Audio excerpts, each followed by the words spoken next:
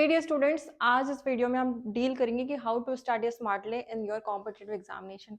बहुत सारे ऐसे स्टूडेंट होंगे जिन्हें कॉम्पिटिटिव एग्जाम में पहली बार नहीं निकला हो, दूसरा बार नहीं निकला हो, इवन कुछ कुछ ऐसे भी स्टूडेंट होंगे जिनका थर्ड टाइम में भी पेपर नहीं निकला हो। लेकिन कुछ ऐसे स्मार्ट अप्रोचेस है, हार्ड वर्क ना करके अगर हम स्मार्ट वर्क में अगर हम ध्यान दें तो it can be clear for your approach और you can be clear your competitive examination.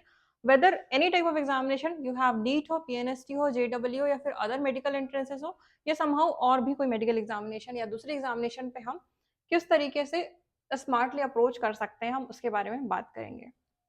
C, study को स्मार्ट करना है, मतलब अगर हम बर्डन ना लेके स्मार्ट वे से स्टडी करें तो definitely it will be helpful for our self. Now see, studying smartly for competitive exam is about strategy, consistency plus revision, not just long hours. ऐसा नहीं है कि आप लॉन्ग आवर्स तक स्टडी कर रहे हैं, 4-4 घंटे आप स्टडी कर रहे हैं, 8-8 घंटे आप स्टडी कर रहे हैं। No, it's not like that. आप स्टडी करिए लेकिन एक स्ट्रैटेजी से करिए, एक प्लानिंग से स्टडी करिए और अपना गोल अचीव करिए। नो सी, आप स्ट्रैटेजी बनाइए, कंसिस्टेंसी फॉलो करिए, प्लस आप रिवीजन करिए। ऐसा नहीं कि आज हमने 10 घंटे पढ़ लिया, कल अपने 1 आवर भी नहीं पढ़ा।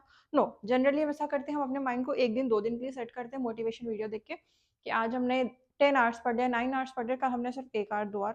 तो ये तो आपकी प्रोडक्टिव अप्रोच ही नहीं हुई ना। तो आप स्ट्रैटेजी, कंसिस्टेंसी और रिविजन के साथ आप स्टडी करिए। नाउ सी, सबसे पहले अगर आप किसी भी एग्जाम को दे रहे हैं, whether you are giving NEET, JW, PNST और कोई भी ऐसे अदर एग्जामिनेशन, एसएससी हो, जीडी हो, NTPC, whatever it is, first आप किसी भी टॉपिक को समझने से पहले या किसी भी एग्जाम पे अंदर जाने के पहले आप पहले ये चेक करेंगे कि कंसेप्ट को एक्चुअल में है क्या। You will understand the exam pattern. सबसे पहले आप एग्जाम के पैटर्न को समझेंगे, है ना। फॉर एग्जाम्पल हम यहाँ भी नीट की बात कर रहे हैं या फिर आप बोलो पीएनएसटी की बात कर रहे हैं, तो आप सबसे पहले before opening any type of book, कोई भी रिफ्रेशर ना ओपन करके सबसे पहले हम चेक करेंगे सिलेबस की सिलेबस कितना है, क्या सिलेबस कम तो नहीं हुआ, क्या वही सिलेबस है जो पहले से आ रहा है, इस साल कोई चेंजेस तो नहीं हुए। हम ये देखेंगे, मतलब चेक सिलेबस, एनी चेंजेस, क्या आपको पता है सिलेबस क्या है, क्या है, आप पहले ये चेक करेंगे। Next what you will check, see previous 5 year question. जब आप प्रीवियस 5 ईयर्स क्वेश्चन देखेंगे ना तो आपको पैटर्न पता चल जाएगा कि किस तरीके से पैटर्न आ रहा है, किस क्वेश्चन, कौन से टॉपिक से ज्यादा क्वेश्चन आपके आ रहे हैं। Now see, understand types of question, difficulty level, weightage of topics and time limit. पता चल जाएगा कितने नंबर का क्वेश्चन है, 75 क्वेश्चन है, 90 क्वेश्चन है, 180 क्वेश्चन है, वट एवर क्वेश्चन है, दस कितना टाइम लग रहा है, हमें कैसी अप्रोच चाहिए, हमें कितना टाइम चाहिए। तो ये चीज पहले आप इसको कंसेप्ट को समझेंगे। 70% preparation should be based on the PYQs and you can say previous year question. Previous year question. ये हर एग्जामिनेशन में जनरली 70% प्रिपरेशन या 70% आपका प्रिपरेशन या फिर बोलो पेपर वो आपके प्रीवियस ईयर क्वेश्चन से फंसते हैं, 30% आपके रैंकिंग के लिए वो तैयार करता है एग्जामिनर। नो, तो ये आपको समझना होगा कि 70% प्रिपरेशन तो आपकी पीवाईक्यू के बेस्ड पर होगी या प्रीवियस ईयर क्वेश्चन के बेस्ड पर ही आप तैयार करेंगे। तो you have the understanding level कि सबसे पहले किसी भी एग्जाम को तैयार करने से पहले, कॉम्पिटिटिव बोर्ड में जाने के पहले आपको पहले चेक करना पड़ेगा एग्जाम के पैटर्न को कि वो कैसा एग्जाम पैटर्न आ रहा है, क्या ट्रेंड चल रहा है, क्या पीवाईक्यूज चल रहे हैं, कितनी लिमिटेशंस है एंड कितनी टाइमिंग वो कवर कर रहा है। नेक्स्ट, आप एक स्मार्ट स्टडी प्लान करेंगे, कुछ घंटों की या फिर बोलो कुछ मिनट्स के आप एक स्मार्ट प्लान करेंगे। ये नहीं कि आप घंटों 10-10 घंटे 11-11 घंटे पढ़ रहे, नो, आपका माइंड इतने देर तो फोकस नहीं रहेगा। तो आप एक स्मार्ट स्टडी प्लान करेंगे। कैसे प्लान करेंगे, सी, I will study 10 hours daily. No, this is the wrong method. But what is right? I will complete 2 topics plus 50 MCQs plus revision session. मतलब आज के दिन मैं 2 टॉपिक्स कवर करूंगा, रिवाइज करूंगा और MCQs 50 MCQs लगाऊंगा। ये एक मेरी प्लानिंग अप्रोच है, एक मेरी प्लान्ड अप्रोच है। मैंने PYQ भी कवर कर लिया, मैंने कॉन्सेप्ट भी पढ़ लिया और मैंने रिवाइज भी कर लिया। तो टॉपिक्स आप ऐसे कवर करिए कि बाद में सिर्फ आपको रिविजन करना पड़े। नेक्स्ट, फॉर एग्जाम्पल आपने 2-3 आवर्स से पढ़ा तो आपने कंसेप्ट की लर्न किया, आपने कंसेप्ट को समझा क्या कंसेप्ट है।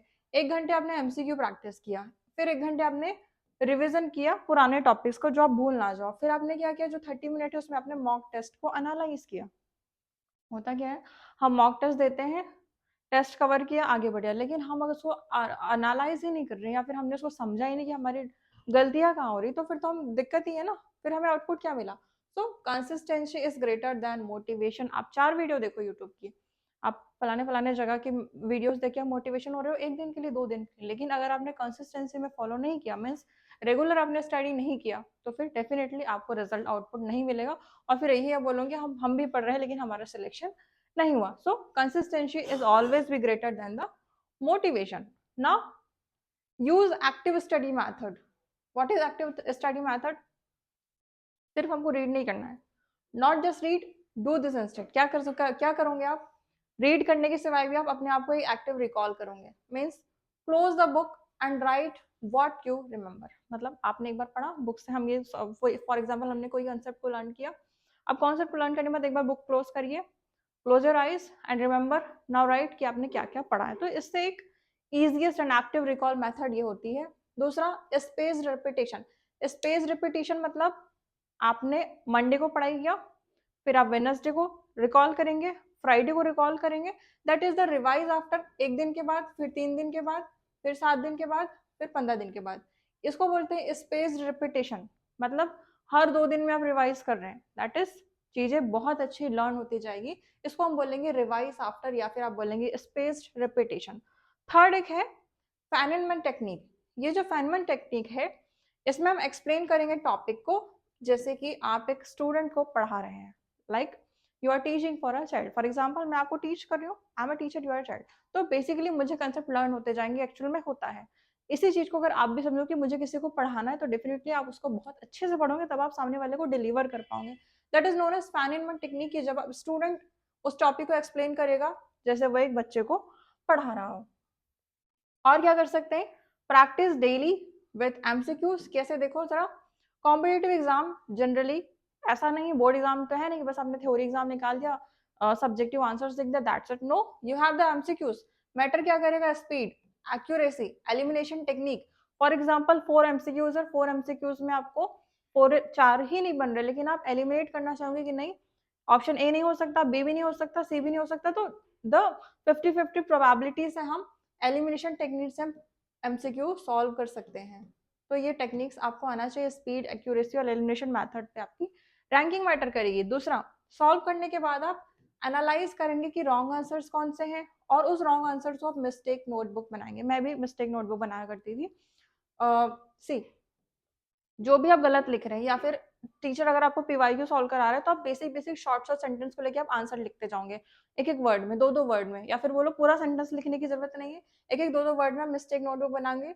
ये मिस्टेक नोटबुक आपको कहाँ जरूरत पड़ती है पता है? जब आप लास्ट डे रिवाइज करते हो, एग्जाम के 2 दिन पहले, तभी आपकी मिस्टेक नोटबुक काम आती है कि हमने यहाँ यहाँ मिस्टेक किया था, सो दैट आप दोबारा उस मिस्टेक्स को रिपीट नहीं करते हैं। इसकी खासियत ये होगी, जब आप मिस्टेक नोटबुक में अपने मिस्टेक्स लिखते हो, तो यहाँ तक ईजी जाएगा।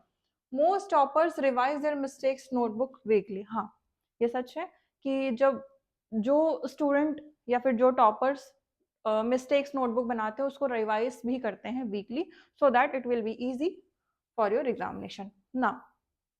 और क्या करेंगे? आप मॉक टेस्ट दीजिए स्मार्टली। कैसे? Not just giving mock test, analyse them deeply. सिर्फ मॉक टेस्ट देना ही काफी नहीं है, you must have to analyse them. आप समझो कि हमने मिस्टेक्स कहाँ किए हैं। हर मॉक टेस्ट के बाद आप अपने वीक एरियाज को चेक करेंगे, एक्यूरेसी को कैलकुलेट करेंगे, हम कितने परसेंट एक्यूरेट है, टाइम मैनेजमेंट इंप्रूव करेंगे, और कंसेप्ट को रिपीटेडली आप नोट करेंगे कि क्या कंसेप्ट हमने सीखा था, और फिर वो जो मेथड्स थे एक्टिव रिकॉल मेथड, वो भी आप करेंगे। Mock without analysis equals to waste of time. Exactly, अगर आप मॉक दे रहे हैं, मॉक टेस्ट लगा रहे हैं, अगर आप वहां पे अपना टाइम तो दे रहे हो ना, आपने 3 घंटे में आपने मॉक टेस्ट लिया, फिर अगर आप उसको 3 घंटे का एनालिसिस नहीं करो, तो 3 घंटे तो आपने वेस्ट ही किया। तो mock without analysis equals to waste of time. Now see, एक है 80-20 रूल। ये बहुत इंपॉर्टेंट है, ये आपको समझना भी चाहिए कि 80-20 रूल क्या है। 80% question come from the important topic. Important topic आप निकालिए, पीवाईक्यू से ही आपको पता चलेगा। 5 साल के प्रीवियस ईयर क्वेश्चन निकालिए, प्रीवियस ईयर क्वेश्चन से आपको इंपॉर्टेंट कॉन्सेप्ट निकलेगा, और इंपॉर्टेंट कॉन्सेप्ट से आप क्या निकालेंगे? अपने क्वेश्चंस। तो 80% questions come from the 20% of the important topics. कैसे? Find frequently asked chapters. कौन से चैप्टर्स फ्रीक्वेंटली पूछा गया है? है ना?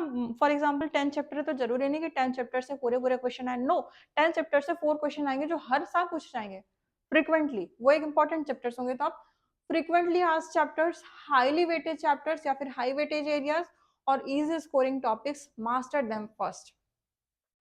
ठीक है, तो इन एरियाज को आप सबसे पहले कवर करेंगे rather than the other studies. आप पहले देखिए कौन सा चैप्टर बार बार रिपीट हो रहा है, कौन सा टॉपिक्स बार बार रिपीट हो रहा है, और उन सबको आप पहले इजी टॉपिक्स को पहले कवर करेंगे so that it will be helpful.